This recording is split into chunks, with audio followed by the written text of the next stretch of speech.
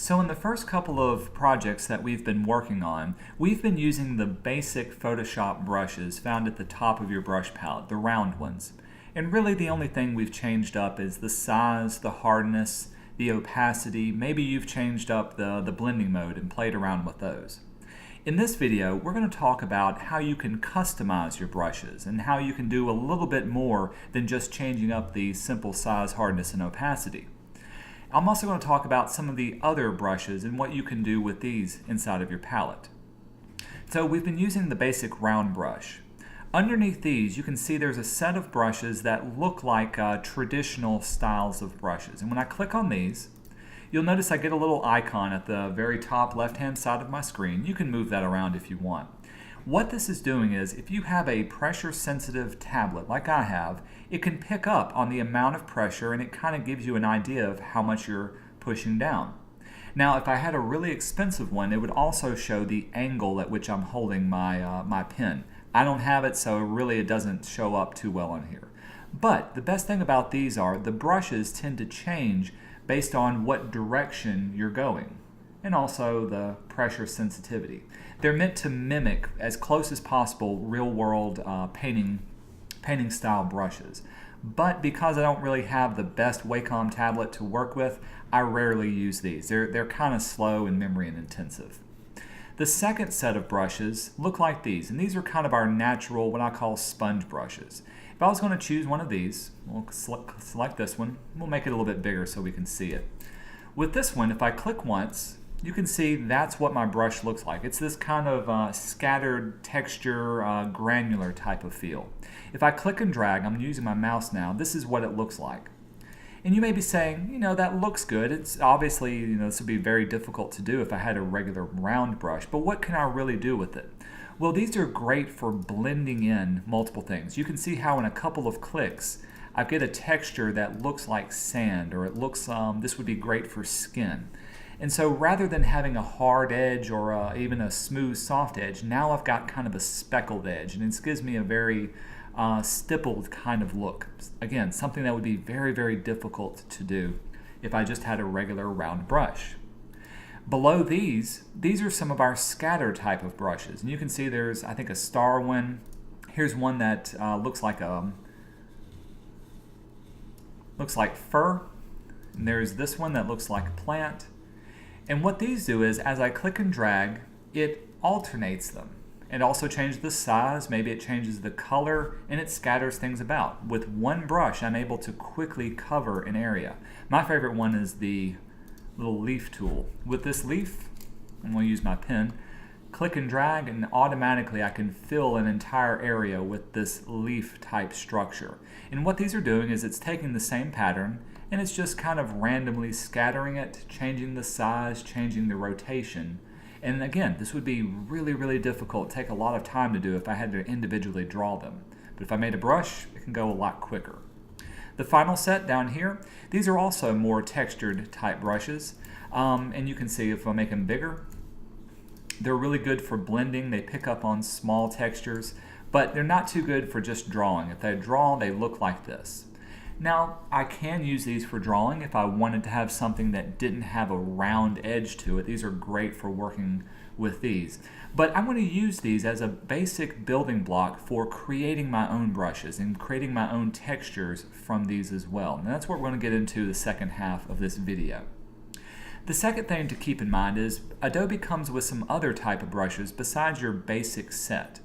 Depending on what version you have, there should be a little icon at the top right-hand side. If I click on it, first of all, I can change how my brushes are loaded up. I just got a small thumbnail for now. But if I scroll down, whoops, let's push it down here. I can see I've also got some, there's my basic brushes, assorted brushes.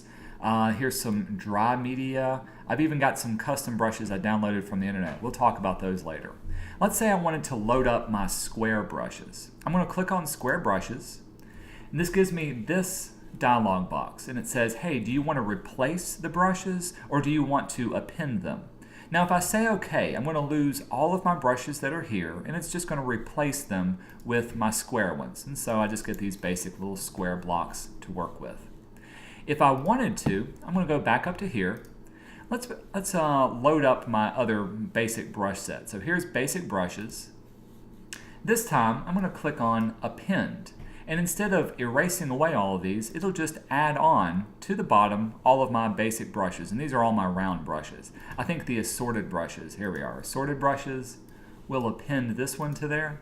And now I've got a variety of different assorted brushes. Hey, some of these are really, really cool textures that I can also keep working with as well. If you want to reset your brushes back to their original state, you can always go back to your drop-down menu, go to the pop-out, and then choose Reset Brushes. Again, this will ask you, do you want to append or do you want to replace them? In this case, we'll just say OK to replace it, and now our brushes are back to their default state. The next thing to know is you can download other brush sets from other artists. Any brushes that you create can also be saved, and we'll get into that in the second half as well. If you go on Google, just do a search for Photoshop brushes, and there's lots of resources out there. Some are better than others. I went ahead and downloaded one from my favorite artist, Chris Oatley. He's a great concept artist who does work for Disney, and he puts his brushes available online for other people to use. Notice that the file extension for these brush sets is .abr, Adobe Brush Resource. So you know you have a good brush set, and it's for an Adobe Photoshop brush with .abr as the file extension. To load these brushes up, we're going to go back into Photoshop. First of all, make sure they're downloaded. Go to your drop-down menu, to the pop-out menu, and in this case we're going to choose Load Brushes. It's going to ask us to find it, and I have them saved in my Dropbox. So if I wanted to open up Oatley's Splatter Brush set, choose it, say Open, and it'll be appended down here at the bottom. Here's the extra ones that were created. Now I can select them. Whew, you can see they're quite big. I can always make them a lot smaller. Maybe a little bit bigger. Oops. I'll do 1,000 pixels, and now I can quickly work with this splatter type thing as well. That's what those look like. Again, once I've got them loaded in here, then I can make use of customizing them and reusing them for different scenarios as well. The next thing we need to learn is how can we customize our brushes once we've got them saved and loaded into Photoshop. It's all fine and good that we've got these great texture brushes that work with 1 or 2 clicks, but they're no good to us if they just smear whenever we try to paint with them. How can we make it a little bit more dynamic? Well, to do this, let's erase this away. We need to open up our brush palette. Not just the brush palette that's down here. Click on the little icon off to the side, and this will give us our brush pop-out palette here. I'll drag it off so we can see everything. Within this dialog box, you can quickly and easily customize any brush that you have. Beyond just the hardness, the size, you can add much more dynamics to it. Now I'll give you fair warning, there's a lot of things that you can do with these brushes. I'm just going to go over the basics and give you some things to think about when customizing your brushes, and you can see the type of effects that you have. So right now I've got a brush that has this kind of texture. Pretty good, not too bad. If I wanted to space it out, because right now when I click and drag they're all together, down here at the very bottom, notice that I've got brush tip shape selected. I can choose the spacing. When I increase it, you can see I've got a little preview down here. You can see that it spaces things out. So now when I click and drag, it's nice and spaced out. So rather than having to click multiple times, now I can just kind of click and move my mouse around and I get that kind of effect. Spacing things out is a great way of adding a little bit more area or space to it. Hey, sometimes you may want it to be very close together, almost like a solid line, and bringing your spacing down to 1% really helps as well too. Let's erase away what we got. Some of the other dynamics, you can change the angle of it, so whether it's at an angle or I can make it much thinner. And so that'll do that. Sometimes you want a calligraphic kind of look, or you want your splatters to go in a certain direction. Let's choose one of Chris Oatley's splatter brushes, and that'll show you exactly what you can do with it.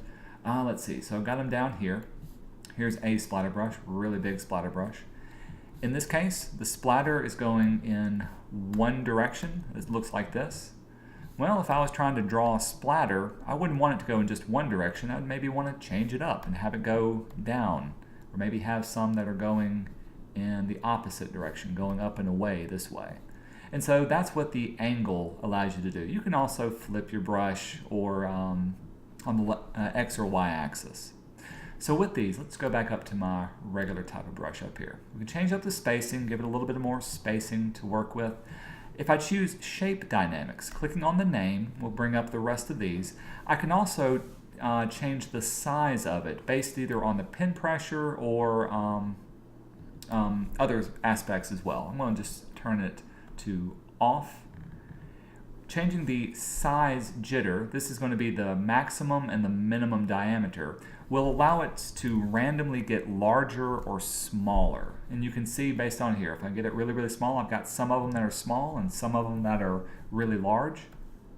If I turn this, I can either have it controlled by the pin pressure or just randomly. So now, I'll make it bigger. When I click and drag, you can see I get a variety of different sizes. Some of them getting really, really small, some of them getting really, really big. So no longer do I have just a solid size. I can do a variety of different sizes. Size jitter. Same way for the angle. I can have them go off at random angles depending on how much I want it to be. Let's erase that away. So now when I click and drag, now I'm starting to get a better texture for drawing. And this would take forever if I just had a solid brush. Now I can angle that up. This is a great way of doing kind of a hatchwork type shading method. Especially if I was to drop the opacity of this, I can build up certain areas very, very quickly, and now I've got a texture that I can work with. If I was doing a tree or if I was doing rocks or even hair, that allows me to be a little bit more dynamic.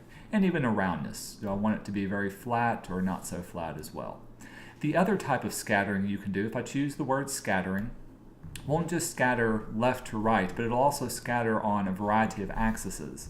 So no longer will it stay in line with my area. We'll go, you can see how if I go more, it scatters it off the axis. If I get closer, it'll stay closer in. So maybe I want some scattering to look like this. In one click, this is what I'm getting. It's scattering it itself about a lot more. So now I'm getting very, very random.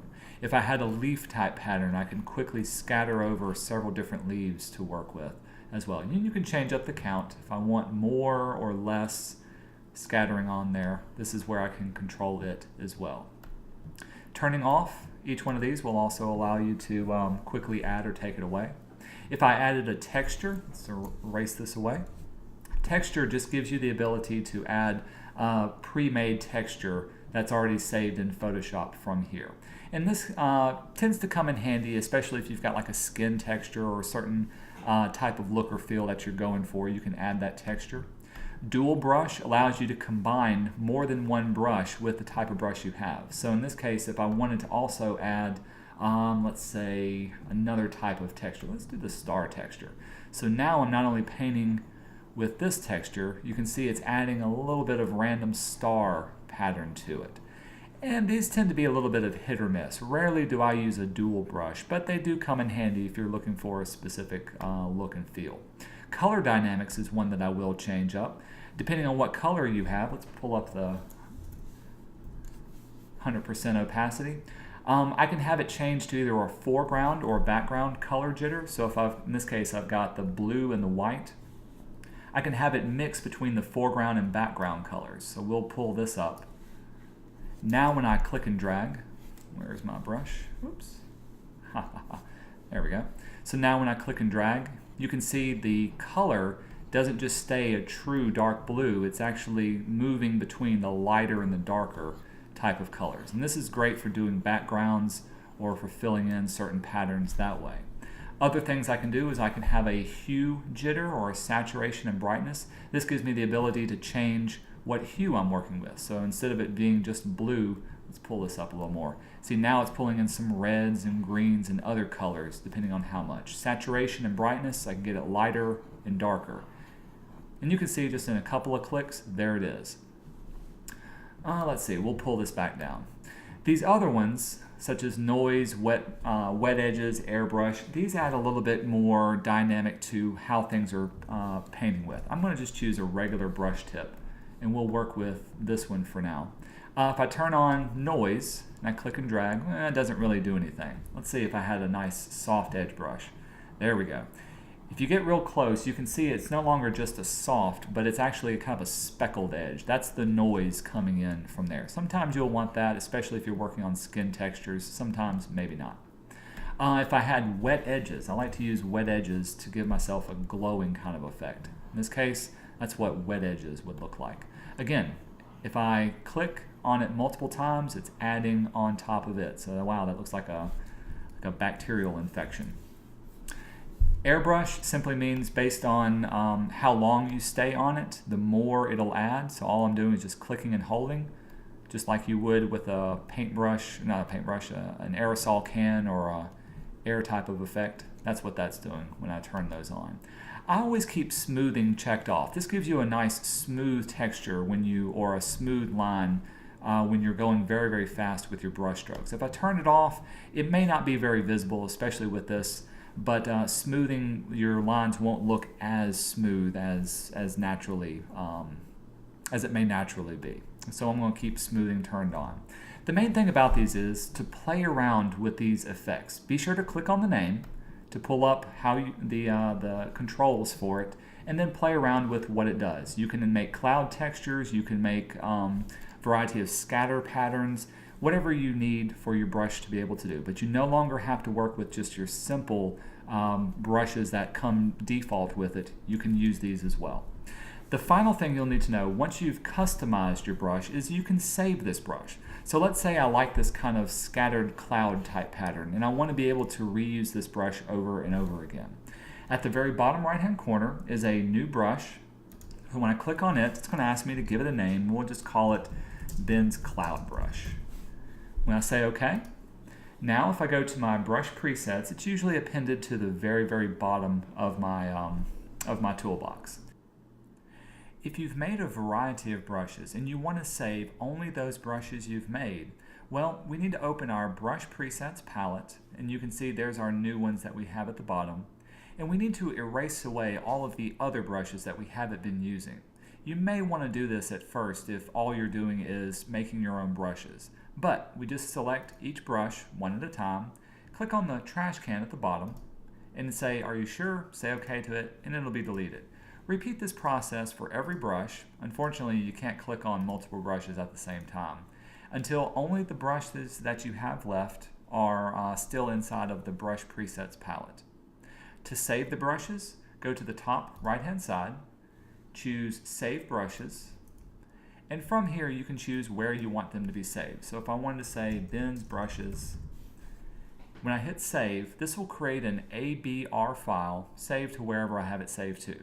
That Adobe Brush resource is what I can then upload to the internet or use on another computer because I have them saved from there.